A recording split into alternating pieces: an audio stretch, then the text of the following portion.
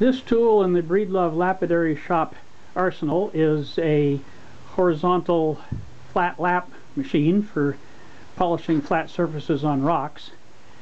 The cabinet that it's mounted on is an old kitchen cabinet from Placerville, which I'd already used to install a wood shaper in the back of it.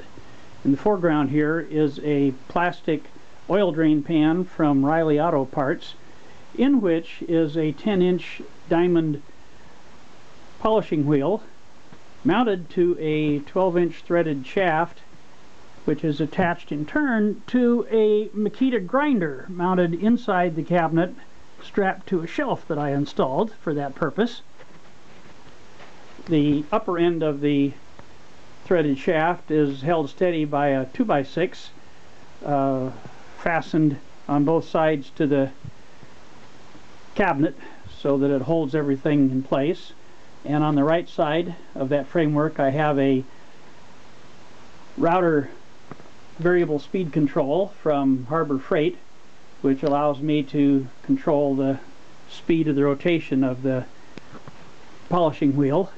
And to provide water, I have a lemonade bottle suspended on an arm from a cabinet above and behind the whole operation, with a valve at the bottom so that the flow of the water can be turned on, off, and regulated. Just to demonstrate the operation here, we'll reach over to the variable speed control, flip the switch. In turn, that powers up the grinder and turns the grinding wheel.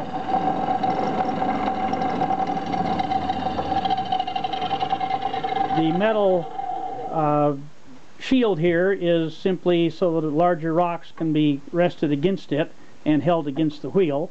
Small rocks I simply hold in place with my finger.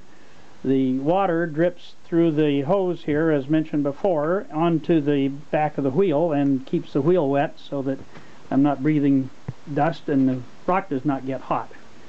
And that is essentially the entire parts and operation of this device.